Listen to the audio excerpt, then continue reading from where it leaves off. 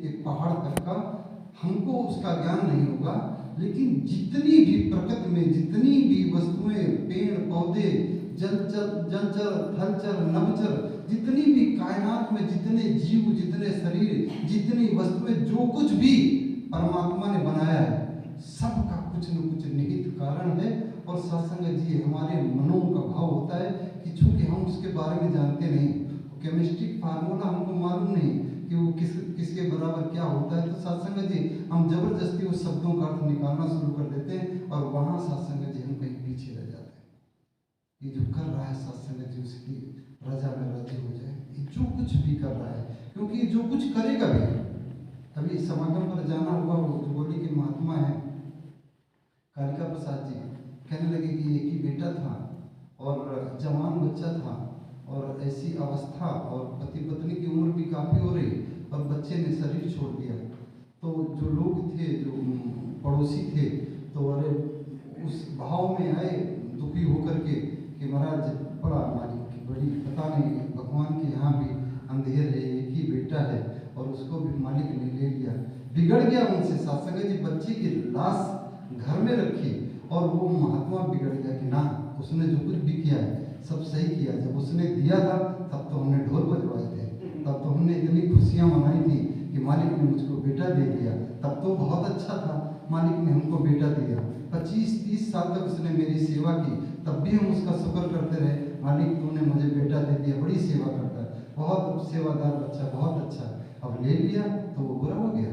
सत्संग जी जो कुछ भी कर रहा है, जो कुछ भी करता जाए उसमें राजी हो जाए, और यही सत्संग जी गुरुमत वाला और भक्ति का भाव है। सत्संग जी दस विचार कर रहा था कल, मन के ऊपर बहुत सारी चर्चाएं हुई, मन बुद्धि इनके ऊपर बहुत सारी चर्चाएं हुई, महात्माओं ने अपने अपने भाव भी रखे।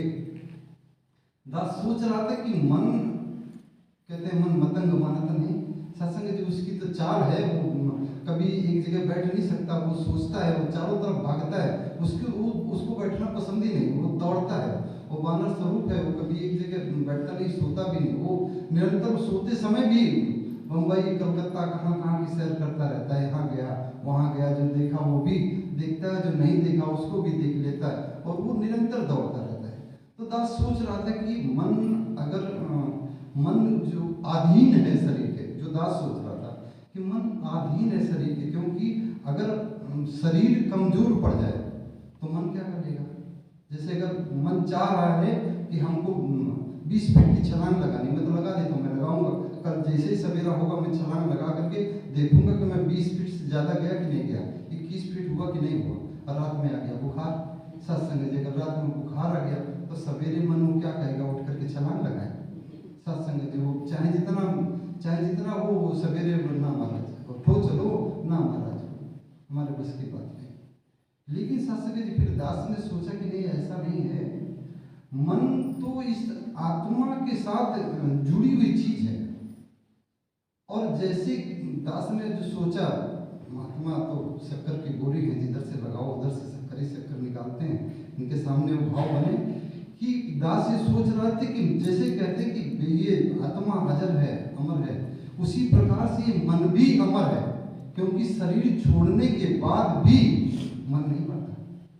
शरीर छूट जाता है, अगर खाली इसके अधीन होता तो जब ये शरीर छूट गया तो मन का प्रादुर्भाव खत्म हो जाना चाहिए, मन तो बचे नहीं, जब शरीर नहीं बचा तो मन का क्या अस्तित्व। लेकिन नहीं, सत्संग जी कहते हैं कि शरीर को छोड़ने के बाद भी मन दौड़ता रहता है, भागता रहता है, इसके बाद भी मन की अपनी चाल की, राजा दशरथ जैसे उदाहरण होते हैं सत्संग जी, कि वो उसके बाद भी उनको कहाँ कहाँ किस तरीके से, और फिर वो प्रयास करते हैं, फिर वो तमाम योनियों में जाकर के शरीर, वो अपनी आकांक्षाओं को पूरा करने के लिए वो शरीरों में जाने की कोशिश करते हैं। तो सत्संग जी उसकी भी दौड़ है तो इसके अधीन है, लेकिन सत्संग जी वो भी अजर है, अमर है, वो अपनी दौड़ तब भी लगाता रहता है। लेकिन जब काबिल मुर्शद मिल जाता है, जब उसके ऊपर लगाम लगा देता है, तो वो फिर मन आत्मा के अधीन फिर हो जाता है, फिर वो क्योंकि जो करता है। सत्संग जी विचार आ रहा था, भवन में एक महात्मा विचार कर रहे थे कि वेद ऊपर से, दास सोच में पड़ गया कि ये वेद महात्मा बोलो, महात्मा कह रहा है, स्टेज पर बैठ के कह रहा है कि वेदों की रचना तो वेद तो ऊपर से आए हैं। तो दास काफी ऊपर तक देखा कि वेद कहाँ से आए होंगे, ऊपर की जगह से आए होंगे। फिर सत्संग जी क्योंकि आप सवाल करते तो आपके जवाब देने वाले हो। दास की समझ में आया कि ऊपर कहीं और नहीं है, इस शरीर का सबसे ऊपर वाला भाग है ये ब्रेन और ये दिमाग। सत्संग जी तो वेद क्या, जितनी भी इस तरह की कृतियां हैं वो सारी की सारी ऊपर से हैं। क्योंकि बहुत सारे लोग ऐसे हैं, वो कहते हैं कि हमारी ये किताब तो ऊपर से आई है, ये अल्लाह ने, इसको तो अल्लाह तो रचने वाला है, जो भी कर रहा है, जो भी लिखने वाला है, तो वो सब अल्लाह ही तो रच रहा है। और जो अगर ऊपर वाला डेड हो जाए तो फिर सारी कहानी खत्म। कल भी इस सवाल भी आया कि महाराज ये बताइए कि जिसकी आंखें हैं वो तो आपके इशारे को समझ सकता है, कलियों के बीच में से ब्रह्म की दीदार कर सकता है, जिसकी आंखें नहीं हैं वो कैसे इस ब्रह्म को देखेगा। इसके बाद एक और उससे जुड़ा उसका सवाल था कि जिसके आंखें तो हैं लेकिन कंप्यूटर ऑफ है, जो मानसिक रूप से स्वस्थ नहीं है, जो विकलांग है मानसिक रूप से, वो ब्रह्म की प्राप्ति कैसे कर सकता है। वो उसको सत्संग बड़ा बढ़िया सवाल था। वो दास भी कई बार उस पर विचार किया कि चलो दूसरे सवाल का तो जवाब में सोचते हैं कि अंत चक्षु खोलने की आवश्यकता है, अंदर भी ब्रह्म है और बाहर भी ब्रह्म है। अंदर वाला जाग जाए, अंदर बाहर जब एकमिक हो जाए, जब दोनों का रिश्ता बन जाए, जब सदगुरु जीवन में आ जाए, पहचान करवा दे कि ये तेरा बेटा है। कल विचार आ रहा था कि अगर कोई फौजी है और वो पत्नी जिस समय पेट से है वो चला गया फौज पर, और जब लौट के आया तो उसके परिवार में एक नया मेहमान आ गया। अब मेहमान आया तो जब वो घर में लौट गया तो कई सारे बच्चे बैठे हैं और उसी में उसका भी जो बच्चा है वो भी बैठा है। अब वो देख तो रहा है कि इसमें, लेकिन उसकी पत्नी वहाँ पर नहीं है। अब वो देख रहा है कि इन्हीं में से कोई बच्चा मेरा है, लेकिन सत्संग जी उसी में से है भी उसका बच्चा, लेकिन वो कैसे जानेगा कि मेरा तड़प रहा है कि मैं कैसे अपने बच्चे को पालूं, कौन सा मेरा बच्चा है। सबकी तरफ देख रहा है लेकिन वो कैसे जान सकता है कि इसी में से कोई मेरा बच्चा नहीं। उसी समय पर उसकी माँ आती है और उंगली उठा के कह देती कि अरे कहाँ देख रहे हो, आपका तो सत्संग जी। एकदम से जो प्रेम है वो प्रगाढ़ हो जाता। वही बच्चा जो सामने बैठा था वो सारी सूरतें देख रहा था, चूंकि उस बच्चे की शक्ल थोड़ी कमजोर है तो उसकी तरफ ध्यान ही नहीं दे रहा, मेरा बच्चा तो ऐसा ऐसा ऐसा होना चाहिए। उसी समय माँ ने कह दिया जो सबसे कमजोर शक्ल वाला ये तो तेरा बच्चा, और जैसे ही इशारा किया मेरा बच्चा, बाढ़ा प्रेम की सत्संग जी, वो अगाध प्रेम की, ये मेरा बच्चा है, ये तो मेरा बच्चा है। सदगुरु जीवन में सत्संग जी इसी तरीके के आकर के जब पहचान करवा देता है तो सत्संग जी प्रश्न अभी कंप्लीट नहीं हुआ। बात महात्माओं ने बोली कि अंतःचक्षु खुल जाएंगे, जब अंदर बाहर से जब जाग जाएंगे तो फिर इन नेत्रों की भी आवश्यकता नहीं। एहसास में परमात्मा अगर आ जाए तो फिर बाह्य चक्षुओं की भी आवश्यकता नहीं है।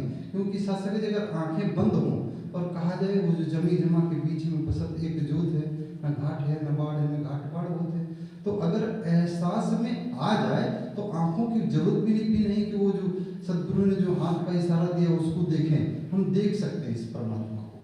लेकिन वो जो तीसरा वाला सवाल था कि जो मानसिक रूप से विकसित है उसके लिए क्या करेंगे, तो सत्संग जी बहन मनचंदा जी ने उसका बड़ा सुंदर सा जवाब दिया कि उसके लिए तो बस इस मालिक के आगे अरदास ही बनती है। सत्संग जी जब तक कंप्यूटर सही है तभी तक इस ब्रह्म की प्राप्ति हो सकती है, और वो जरा सा गड़बड़ी आ गई तो फिर अरदास ही बनती है, इसके बाद कुछ नहीं बनता। दास ने भी सवाल किया, उससे पहले सवाल का जो आधार सवाल था कि मालिक ये बताओ कि हम कहते हैं कि ब्रह्म ज्ञान की प्राप्ति के बाद में ये जीव मुक्त हो जाता है, आत्मा मुक्त हो जाती है, तो हम कहते तो हैं कि आत्मा मुक्त हो जाती है, लेकिन इसका प्रमाण क्या है, कैसे माने कि ब्रह्म की प्राप्ति के बाद में जब हम शरीर छोड़ते हैं तो ये आत्मा मुक्त हो गई।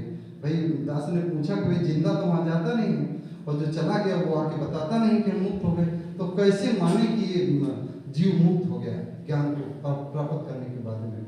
सत्संग जी चूँकि दास तो नर्सरी का बच्चा है, सवाल पूछना हो और जो भले ही सवाल छोटा हो बड़ा हो, जो भाव बना दास ने पूछ दिया। महात्माओं ने बड़ा सुंदर सा जवाब दिया कि महाराज ये मुक्ति की जो बात की जा रही है ये मरने के बाद वाली मुक्ति की बात नहीं की जा रही है। यहाँ जो बात की जा रही है ये जीते जी मुक्त होने की अवस्था की बात की जा रही है। सत्संग जी बड़ा सवाल है, बहुत बड़ा सवाल है कि अगर जीते जी मुक्त हो पाए तब तो मुक्ति है। और सत्संग जी अगर हम ये सोचें कि संसार में रह करके और हमारा कुछ ना बना, हमारे कर्मों में कोई सुधार न हुआ, हम चाल वही चलते रहे, हमने ब्रह्म ज्ञान भी ले लिया और हमने संगतें भी कर ली, लेकिन शाम को सत्संग जी पत्नी के साथ में वही व्यवहार जैसा हम करते चले आ रहे थे, तो क्या सत्संग जी हम मुक्त हो पाएंगे? नहीं, सत्संग जी ऊर्जा गेन करनी पड़ेगी। एक गोली ले ले, एक रिवॉल्वर की गोली ले और उसको हाथ में ले करके और इस शीशे में पटक के मारे, इस दीवार में पटक के मारे, तो सत्संग जी कितनी भी ताकत लगा दें, वो जरा सा निशान भले ही छोड़ दे उसके ऊपर, उससे ज़्यादा वो कुछ कर नहीं सकती दीवार का। लेकिन उसी गोली को अगर हम रिवॉल्वर में भर करके और इसके बाद अगर फायर करें तो हो सकता है वो मोटी से मोटी दीवार को भी पार करके निकल जाए। क्यों? क्योंकि उसमें एक बल आ गया, एक गतिज ऊर्जा होती है, साइंस में पढ़ाया जाता है, एक स्थितिज ऊर्जा होती है। जो सत्संग जी वो जो गतिज ऊर्जा उसमें आ जाती है, गोली वही होती है, लेकिन उसको रिवॉल्वर का साथ मिला है, तो रिवॉल्वर के साथ की वजह से जो सिस्टम है, जो उसका प्रिंसिपल है, उसके तहत उस गोली को एक ऊर्जा मिल जाती है, एक ताकत मिल जाती है, एक गतिज ऊर्जा उसके अंदर आ जाती है, और जब वो ऊर्जा आ जाती है तो गोली का वेग इतना ज़्यादा होता है कि मोटी से मोटी दीवार को भी चीर करके बाहर निकल जाता है। ज्ञान की भी सत्संग जी वही अवस्था है कि जब हम इसको ले लेते हैं, ज्ञान प्राप्त करने के बाद में उसके साथ जुड़ते हैं, फिर जो हमारे कर्मों का सत्संग जी संकलन होता है, जो कर्म हमारे जिस तरीके से बनते हैं, क्योंकि सत्संग जी ज्ञान लेना उदास, कई बार देखा कि बहुत सारे महात्मा तो वो हाथ ही देखते रहते कि महाराज ब्रह्म दिखाया जाना है, और सारे वहाँ पर बैठे बहुत लोग ऐसे हैं कि महाराज देखा, कहने लगे देखा क्या हो, एक हाथ नीचे था, एक हाथ ऊपर था, और कहने लगे भगवान दिखा। तो सत्संग जी उसमें से आधे से ज़्यादा लोगों की पहली बार की अवस्था ऐसी होती है कि ज्ञान जब खोला जाता है तो चूंकि सबके मन के भाव तो यही होते हैं कि अभी वो दिखाई पड़ेगी, वो प्रचंड ज्योति प्रज्वलित होगी और उसमें कोई एक चेहरा या कोई एक आकार या कोई एक ऐसी सूरत बन करके निकल करके सामने आएगी और फिर मैं उस ब्रह्म के दर्शन करूंगा। बात बराबर कही जा रही कि निराकार सत्ता के दर्शन होने, लेकिन फिर भी सत्संग जी हम उसको आकार को सोचते हैं कि अभी थोड़ी देर के बाद में वो करते करते उसी समय पर वो हाथ उठाए जाते हैं और तलियों के बीच में ब्रह्म, कहने लगे महाराज ब्रह्म दिखा, तो आधे से ज़्यादा तो चूंकि अगर बगल देखते हैं सबने कहते हैं हमारा दिखा, तो वो भी कहते हैं हाँ जी दिखा महाराज दिखा। दास यादव जी के साथ में जाता है उस जिम में, वो वहाँ पर कसरत होती है, वो मशीन पर लेट जाना, इसके बाद में वो गरम गरम सिकाई होती है, वो महात्मा यादव जी पूछे हमारा पैरों का दर्द कैसा, कि मैं बहुत आराम है, बड़ा आराम है। जब वहाँ से लौटते कहें पैरों का दर्द नहीं जा रहा है, वहाँ माइक पर खड़े हुए तो कह रहे थे बहुत आराम। अब क्या करेंगे, इनके साथ में कौन सुरेश जी, इनको भी माइक पढ़ो, हाँ महाराज आपको क्या आराम है? अरे बहुत बहुत आराम, सब कह रहे हैं, हमें ही कैसे कह दें कि आराम नहीं। आधे से ज़्यादा लोगों की ये स्थिति होती है कि सत्संग जी वहाँ से ब्रह्म की बातें करने के बाद भी ब्रह्म से अनजान रहते हैं। ब्रह्म वो सत्ता, जिस सत्ता को दिखाना चाहता है सदगुरु, शायद उस सत्ता के दीदार हम उस समय तक नहीं कर पाते। हम गदलियों को देख के चले आते हैं। हाँ, तो सत्संग जी फिर भी लिमिट है, वो लिमिटलेस की बात कर रहे हैं। अभी एक और सवाल था, जो कभी एक सवाल था कि भगवान राम ने तो कहाँ जा करके वो एक पिंड की स्थापना की और इसके बाद में उसकी पूजा, तो फिर हम अगर निरंकार में हैं तो पिंड को क्यों ना माना जाए, वो पिंड को मानना क्यों, कैसे, मतलब उसका तो सत्संग जी जो जवाब बहन चंदा जी ने दिया वो बिल्कुल काबिल तारीफ है। और इस जवाब को लगभग हर महात्मा को अपने गांठ में बांधना चाहिए, क्योंकि उन्होंने कहा कि ये सत्ता जिसका ज्ञान आपको मिला है, इसकी तुलना किसी से भी नहीं की जा सकती। इसकी तुलना जितने भी भगवान, जितने भी हम जिनकी भी अर्चना पूजा जो भी करते रहते हैं, हम इसकी तुलना किसी से भी नहीं कर सकते, क्योंकि सत्संग जी अखंड ज्योति है। एक हाथ तो हमने तो सदगुरु ने तो इशारा करके बताया ना, एक सिंबॉलिक बताया कि ये ब्रह्म है, लेकिन उसने तो हाथ करके दिए, उस हाथ के ऊपर भी सत्संग जी कुछ नहीं, और हाथ के नीचे भी कुछ नहीं, और जहाँ कुछ नहीं भी सभी कुछ, और सभी कुछ के बीच में कुछ नहीं, और सभी कुछ के बीच में ही सभी कुछ है। बहुत सूक्ष्म है, बहुत सूक्ष्म है हुजूर। इसको जानने के लिए काफ़ी समय, दास को तो बहुत समय लग गया कि इसको जानने में काफ़ी टाइम लग गया, क्योंकि इस सत्ता के बारे में सोच के देखें कि कहाँ होगा। अगर हाथ का इशारा हम ऊपर की तरफ कर लें तो इसका मतलब दिशाएं तो दो हो गई ना, एक नीचे हो गई और एक ऊपर हो गई, तो ये दोनों दिशाएं तो एक दूसरे से आकर के मिलती हैं, तो फिर कहीं ना कहीं तो इसकी लिमिट कहाँ पर, इसका मतलब लिमिट है कोई नहीं, जो ये लिमिटलेस है। इसको ऐसे समझ लीजिए कि एक पॉइंट है, एक जीरो कहीं पर एक पॉइंट लगा दिया जाए और इसके चारों तरफ जो पॉइंट के चारों तरफ, क्योंकि चाहे इधर से नापना शुरू करें और चाहे इधर से नापना शुरू करें, जहां से भी नाप के आएंगे सेंटर लेवल मिलेगा, केंद्र वही है सत्संग जी। और उसके चारों तरफ लिमिटलेस परमात्मा, जिसका कोई लिमिट नहीं है, उस ब्रह्म के दीदार आपने किए हुए हैं। वो सत्ता और आज जिन उदाहरणों के माध्यम से हमको समझाया जाता है सत्संग जी, वो उदाहरण है, वो सिंबॉलिक है, वो समझाने का एक तरीका है, वो माध्यम है, लेकिन सत्संग जी वो परम सत्ता से सत्संग जिसका कोई तालमेल नहीं हो सकता, वो उसके साथ में इसकी कोई तुलना नहीं हो सकती। अब दास सोच रहा था कि अगर नहीं हो सकती तो फिर इसका मतलब जितने भी जो लोग कर रहे हैं फिर हम उनका विरोध कर रहे हैं, क्योंकि वो तो गलत है, वो तो होना नहीं चाहिए। तो दास को एक कहानी याद आई सत्संग जी। एक कोई राजा था जिसको इसकी दात मिली हुई थी, तो सत्संग जी वो कह रहा था कि भाई इन मूर्तियों में कुछ नहीं रखा है, परमात्मा तो अखंड है, अनादि है, अभेद है, इन मूर्तियों से उसका कोई वास्ता नहीं है, परमात्मा तो लिमिटलेस है और हर जर्रे जर्रे में हाजिर है। जैसे टॉर्च की रोशनी में एक एक कण होता है परमात्मा, उस तरीके से पूरी कायनात में दीवार के अंदर भी, दीवार के बाहर भी, शरीर के अंदर भी, शरीर के बाहर भी, सूरज चांद सितारे के अंदर भी, उनके बाहर भी, सब उसमें, सब इसी में समाया, सब में वो और सब उसमें, इस तरीके से परमात्मा है। और एक व्यक्ति कोई सत्संग जी सांसारिक पहुंचा तो कहता है महाराज ये जो आपके बगल में मूर्ति लगी वो किसकी है? राजा कहता है कि ये मेरे पिताजी हैं और उसके बाद वाले मेरे बाबा जी हैं। तो कहता है इनकी मूर्ति को आपने अपने दरबार में लगा कर रखा है? बोले हाँ ये हमारे पिताजी हैं। तो बोले कि अगर इन मूर्तियों में तुम्हारे बाबा का या पिता का कोई मतलब नहीं है, इनमें तुम्हारे बाबा पिता तो है नहीं, तो इसके ऊपर थूक के दिखाओ। सत्संग जी बड़ा सवाल, चूंकि फंसा दिया वो उसको कि महाराज अगर ये मूर्तियाँ बेकार है तो इनके ऊपर थूक के दिखाओ। राजा ने कहा ठीक है, इस सवाल का जवाब मैं देता हूँ, आप 2-3 रोज का समय दे दीजिए। सत्संग जी वो तो बोला ठीक है। 2-3 रोज के बीच में ही उस राजा ने उस आदमी के जो असली माता पिता थे उनको कैद कर लिया और उनको बुला करके दरबार में अंदर बुलवा दिया। सत्संग जी जेल में डाल दिया।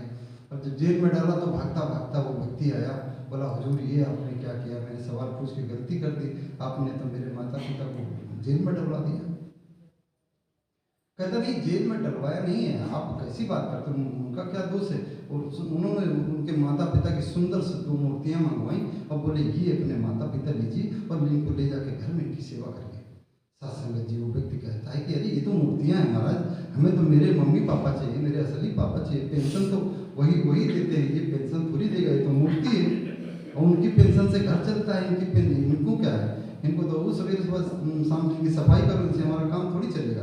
बोले नहीं आप तो कह रहे थे कि वो तो स्वरूप नहीं है। तो फिर तो सत्संग जी वो उनके चरणों में गिर गया कि नहीं महाराज बात मेरी समझ में है। वास्तव में सत्संग अनादर नहीं उसका करना, वो सिंबल है, उसका भी स्थान है।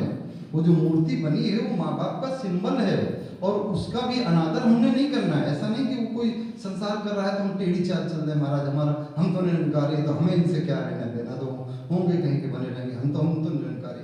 अरे वो कर रहा है, उसकी आस्था है, लेकिन अगर वो इसको जान करके अगर वो करे तो उसमें उस मूर्ति में उसको वो दिखाई पड़ेगा। पहला भजन आ रहा था जो कविता के माध्यम से महात्मा कह रहे थे, जब सब में इसका रूप दिखाई देने लगे, जब सब जगत में इसका रूप दिखाई देने लगे, जब पूरा जगत ब्रह्म में हो जाए, जब पूरा परिवार। अभी सत्संग जी वो सफाई अभियान चला, गोमती किनारे दास भी गया तो वहाँ पर जितनी भी अच्छी खराब चीज़ें जितनी भी थी सब उनको साफ किया गया। अब सफाई करने के बाद में दास घर में लौट के आया तो श्रीमती जी बोली कहाँ गए थे? हमने महाराज तो सफाई अभियान था। तो वहाँ पर जितने भी जो भी अच्छे बुरे जो उठा के सब लेके गए, तो उन्होंने कहा भाई नहा लेते हैं, क्योंकि चप्पल जूते भी सब गंदे ही थे, तो हम नहा लेते हैं उस तरीके से। तो श्रीमती जी कहती अच्छा वहाँ जा कर के क्या क्या साफ करो, और घर की सफाई कोई दूसरा करेगा। सवाल भी लाजमी था सत्संग जी, क्यों किया जा रहा है सत्संग जी? उसके पीछे राज है। सदगुरु जो कुछ भी कर रहा है उसके पीछे राज है। जाकर के केवल वहां सफाई करने से बात नहीं बनती। जब तक सत्संग जी वो सफाई हमारे घरों में, हमारे परिवारों में, हमारे मनों में, जब तक वो तूने आंगन नहीं बहारा कैसे आएंगे भगवान। सत्संग जब तक वो जितने भी वो अहंकार बैठे हैं, काम क्रोध रोग मोह मद अहंकार, ये जितनी भी चीजें जब तक इनकी सफाई नहीं होती तब तक सत्संग जी वो गोमती का किनारा साफ करने से, वो तो किनारा हर साल साफ किया जाता है और हर साल फिर वैसे हो जाता है, लेकिन वो तो एक सत्संग जी एक सिंबॉलिक है। लेकिन सफाई यहाँ करनी है, सफाई यहाँ करनी की आप अपने आप को, हम सुधरेंगे तो जग सुधरेगा। हम अपने आप को कितना साफ कर पाते हैं, हम अपने आप को कितना क्लीन कर पाते हैं। दास ने तुरंत कपड़े निकाले, हाँ जी बिल्कुल सही कह रहे हो, आज चलो आज घर की सफाई हो जाती है। उनके साथ में लगे, बोले अरे नहीं महाराज हम तो ऐसे ही नहीं नहीं महाराज हम तो सफाई कर ही देते। तो नहीं फिर वो अवस्था नहीं बन पाई। उन्होंने हमने कर दिया, मैं तो खाली पूछ रही आपसे, करके दिखाना होगा सत्संग जी। खाली वो कर्म जो संसार देखे और कहे वाह जी वाह क्या निरंकारी। वहाँ पर महात्मा टंडन साहब बैठे हुए थे, तो कोई आया कह रहा महाराज ये कौन से पुलिस वाले हैं जिनको अपनी वर्दी की भी लाज नहीं, कितना कीचड़ कितना पानी और उसमें नाले में घुसे चले जा रहे हैं और कीचड़ साफ की, ये फोर्स कहाँ की है। तो सत्संग जी उन्होंने क्या जवाब दिया पता नहीं, लेकिन दास की समझ में आया कि वास्तव में वर्दी की लाज तो केवल इन्हीं को है। ये जो सेवा कर रहे हैं वर्दी की लाज तो केवल यही रख रहे हैं। बाकी आप जिनको समझ रहे हो वर्दी की लाज रखते हैं, वो कितनी वर्दी की लाज रखते हैं पूरा संसार जानता है। सत्संग जी वो भाव, वो जो वहाँ सीखना है सत्संग जी, हर वक्त सीखना है। और वो जो सतगुरु चाहता है वो वेलोसिटी आ जाए, वो स्पीड जीवन में आ जाए। वो सत्संग जी उस जब वहाँ तक पहुँचे तो जीवन में वो स्पीड आ जाए कि जब यहाँ से निकलें तो फिर सत्संग जी भरोसा हो जाए कि इतनी गोली में ताकत है कि जब यहाँ से निकलेंगे तो मुक्ति से कोई रोक नहीं पाएगा। क्योंकि दास ने फिर एक सवाल वहाँ पर और किया, महाराज ये बताओ कि अगर मरने के बाद में मुक्ति का कोई प्रमाण नहीं है तो फिर वो जो भैंसाकुंड में जाकर के हम जो सुमरन करवाते हैं तो ही निरंकार में तेज सामना मैंने बख्श लो, मालिक कृपा करो इनका उद्धार हो जाए, उसका क्या, उसका कोई मतलब। तो सत्संग जी फिर उसका जवाब वही पहले वाले सवाल से मिला कि जो जिसका कंप्यूटर ऑफ हो उसके लिए अरदास कर सकते हैं। क्योंकि सत्संग जी अरदास में इतनी ताकत है, अरदास में इतनी ताकत है कि वो काम जो दुनिया में असंभव जिसको कह दिया जाता है वो भी सत्संग जी मेरा मुर्शद उसको भी पूरा करने की ताकत रखता है। तो सत्संग जी अरदास वो समय पर जब लेट जाता है दास को अपने आप सवाल उसका जवाब भी मिला कि लेटने के बाद भी जो संतों की अरदास है वो उसको वेलोसिटी दे सकती, वो उसको गति दे सकती, वो उसको ऊर्जा दे सकती। और उसके बाद भी अगर संतों की ताकत इकट्ठा हो जाए तो वो मुक्त हो सकता। सत्संग जी उसको फिर मुक्त होने से कोई बचा नहीं सकता। सब सत्संग जी से लगभग पूरा हो चुका, पूरा सब। काम क्रोध से भरा हुआ ये तेरे मन का आंगन है, कहाँ पे ईश्वर आ बैठेगा, मैला तेरा आसन है। मैले मन से स्वागत कैसे ईश्वर का कर पाएगा, मैले मन में उजला ईश्वर सोच की कैसे आएगा। ज्ञान गुरु का पाने से ही मन निर्मल हो जाएगा, कहे हर देव बसेगा ईश्वर, मन मंदिर बन पाएगा। सफाई करनी होगी, बहुत जरूरी है। कहते हैं कि शेरनी के दूध को इकट्ठा करने के लिए सोने के पात्र की आवश्यकता होती है। अगर यहाँ पर सफाई नहीं है तो संगत सुबह शाम आ रहे हैं। अगर हमारे कर्मों में वो तेज नहीं है, कर्मों में वो धार नहीं है कि हम सब में एक रूप देख पाए, अगर हमारे अंदर भी कि अयम निजः परो वेत्ति गणना में रुचे साम उदार चरित्राणाम वसुधैव च कुटुम्बकम, अगर वो भाव हमारे मनों में नहीं है, अगर अभी भी हमारे भाव में, हालांकि पहले ही 5 पड़ों में वर्ण जाति का वो अभिमान निकाल लिया गया, लेकिन अभी भी सत्संग जी अगर तेरा मैं मेरा यहाँ वहाँ गोरा काला ऊपर नीचे जात मजहब धर्म गोत्र कर्म कांड, सत्संग जी अगर अभी भी इनके लिए कोई गुंजाइश अपने अपने जीवन में है तो फिर सत्संग जितनी बार इस समझ में ना आए उतनी बार जब भी कोई ज्ञान प्रचारक महात्मा बैठे तो उसके सामने जा कर के इस ब्रह्म का दीदार पुनः पुनः करें और अपने कर्मों में वो धार लेके आए, अपने कर्मों में वो ताकत लेके आए कि सत्संग जो पंकज उदास जी की वो एक गजल बार बार वही दास दोहराता है कि इतना तो करना स्वामी जब प्राण तन से निकले, ऐसी अवस्था बना देना मेरे मालिक कि जब रुखसती का वक्त आए तो दाएं बाएं झांकने की आवश्यकता न पड़े। फिर आपकी जो लालटेन जो आपने दी है वो लालटेन ही जीवन का सहारा बन जाए और इस जीवन को फिर मुक्ति से कोई रोक न पाए और जैसा आप चाहते हो वैसा जीवन अगर हम जी पाते हैं तो वास्तव में वही गुरसुखी सदगुरु को परमानंद सत्संग जी एक बार पुनः रास्तीनों बहनों को मुबारकबाद देता है जिनकी कृपा से ये सुंदर समा बना और जो भी शासन संत महात्मा जिस भाव को लेकर के यहाँ पर हाजिर हुए हैं सदगुरु माता जी के पावन चरणों में मत्था रख करके दास विनती करता है कि सबके वो भाव पूर्ण हो। वो बच्ची जो अस्पताल गई है सत्संग जी सुंदर व्यवस्था लेकर के सारी खुशियाँ लेकर के अपने परिवारों में आए और जहाँ भी जिनके लिए भी सत्संग अरदासें की जा रही हैं जो भी महात्मा स्वस्थ हैं क्योंकि सत्संग जी दास महात्मा पीछे बैठे हैं जब इनको साल ओढ़ करके वो थैली बगल में देखता है तो सदगुरु से बार बार अरदास होती ये थैली इनके लिए नहीं हमारी कृपा करो बख्श दो आप सब कुछ कर सकते हैं। सारे संत महात्मा मिल करके अरदास करते हैं जब सच्चे पातशाह आप सब कुछ करने में संभव हो कृपा करो जिनको जिन चीज़ की आवश्यकता हो पूर्ण करो। दास को भी जिस लाइन में जोड़ा है कि कोई समा ऐसा ना आने पाए कोई स्थिति ऐसी ना आने पाए कि इस रास्ते से कभी विचलित हो पाए। प्यारे सत्संग जी प्यार से कहना